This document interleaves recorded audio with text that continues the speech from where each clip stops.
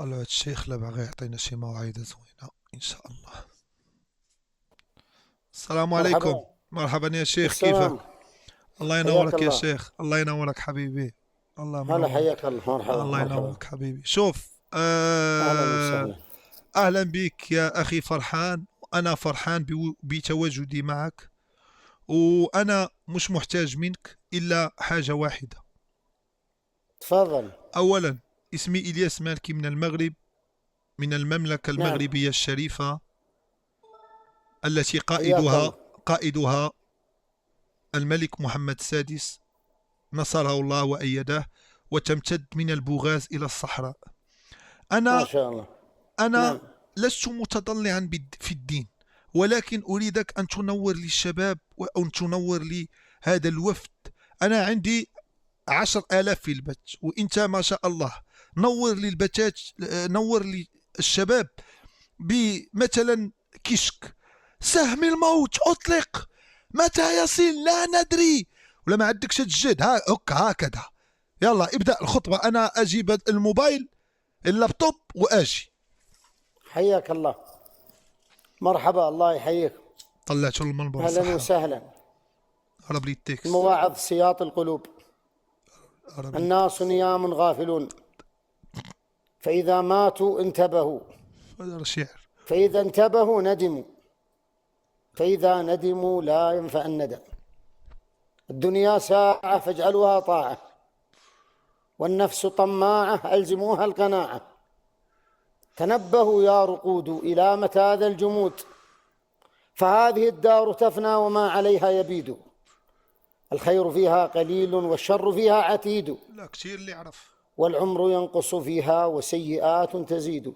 ناقص ناقص، خاصها الدنيا تكون فلوس. كالعروس المحلية، العيون إليها ناظرة، والقلوب عليها عاكفة، والنفوس لها عاشقة.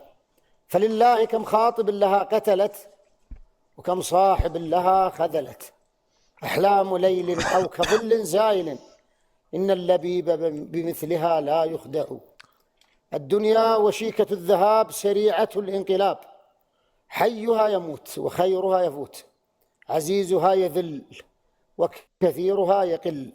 إذا أفرحت أحزنت، وإذا أضحكت أبكت، وإذا أينعت نعت، وإذا كست أوكست، وإذا جلت أوجلت، وإذا أينعت نعت.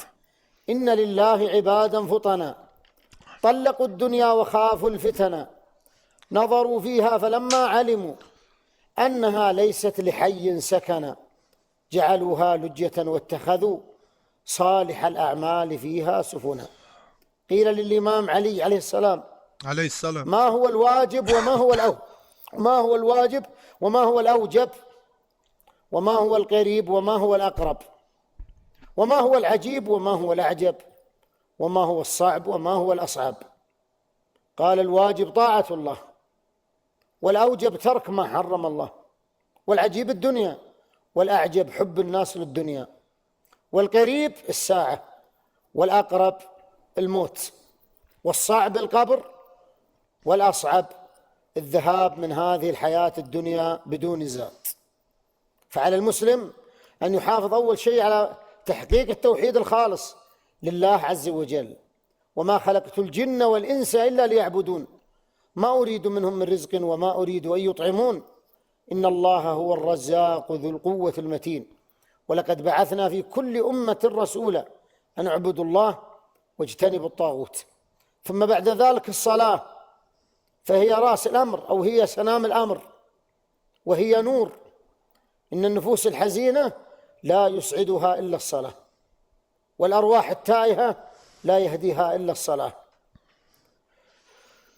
قال تعالى: يا أيها الذين آمنوا استعينوا بالصبر والصلاة إن الله مع الصابرين.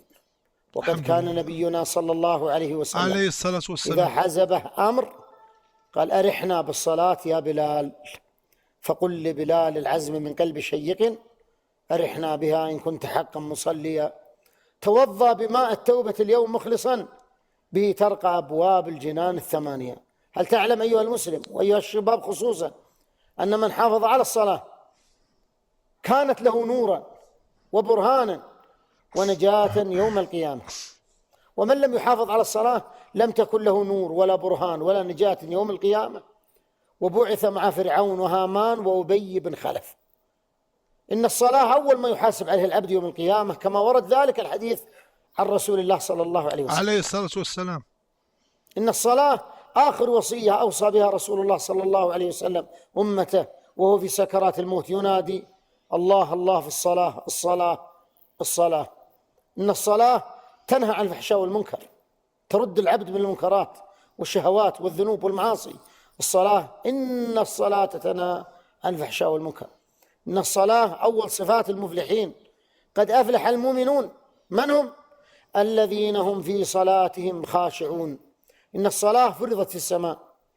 إن الصلاة 5 في العدد و50 في الأجر. ثم يقوم المسلم ببقية الأركان من زكاة وصيام وحج ويتعاهد إيمانه. واعلموا جميعا أن الله عز وجل كريم وغفور رحيم، يبدل السيئات حسنات. يا أيها الذين آمنوا توبوا إلى الله توبة نصوحا عسى ربكم أن يكفر عنكم سيئاتكم ويدخلكم جنات تجري من تحتها الأنهار خالدين فيها. فالتوبة ميلاد جديد، يغفر الله الذنب، يبدل الله السيئات حسنات. ليس بينك وبين ذلك أيها المسلم إلا التوبة، أن تتوب وتترك الذنب وتندم عليه وتعزم ألا تعود. والذين إذا فعلوا فاحشة أو ظلموا أنفسهم ذكروا الله فاستغفروا لذنوبهم ومن يغفر الذنوب إلا الله. قل لمن اعتدى ثم اعتدى ثم اقترف ثم رعوى ثم انتهى ثم اعترف: أبشر بقول الله في آياته: إن ينتهوا يغفر لهم ما قد سلف.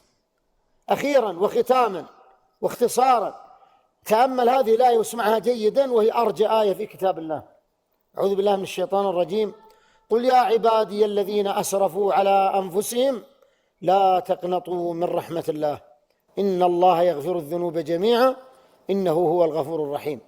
قال ابن القيم: ناداهم وتلطف لهم ووعدهم بالمغفرة.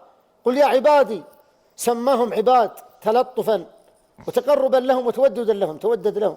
قل يا عبادي الذين أسرفوا، تجاوزوا الحد، طغوا، فرطوا، أذنبوا. قل يا عبادي الذين أسرفوا على أنفسهم لا تقنطوا، لا تيأسوا، لا تقنطوا من رحمة الله إن الله يغفر الذنوب جميعا إنه هو الغفور الرحيم. اللهم صل وسلم على رسول الله. اللهم صل على الحبيب المصطفى أشرف الخلق وسيدنا محمد وإياك. عليه الصلاة والسلام.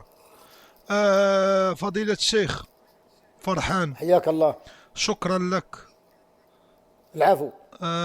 أقسم لك بأنك ما شاء الله عليك موسوعة في الدين، متضلع ما شاء الله عليك. والدين ليس له حدود، هو بحر، ما زلت تتعمق وأنت تكتشف. أنت الآن والله العظيم أنا عارف شهادتي مش يعني راح تسوي شيء، بس أقسم لا أبدعت وأطربت، وشكرا لك. ونريد أن نختم بدعاء مع السجناء اللي في العالم بأسره، لأن ذلك المكان لا تريده لأي إنسان في العالم ولو حتى يكون من أي دين.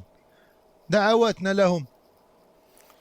هذا من ذوق طيب، وجزاك الله خير، وأسأل الله يقبلنا وإياكم ويسترنا وإياكم بستره، ونسأل الله العفو والعافية. وأسأل آمين. الله عز وجل للمستضعفين وللمسجونين أن الله يهديهم، وإن الله يخرجهم، وإن الله يمن عليهم بحفظه وتنالهم حريتهم. آمين. آمين آمين. آمين. اللهم صل وسلم على رسول الله.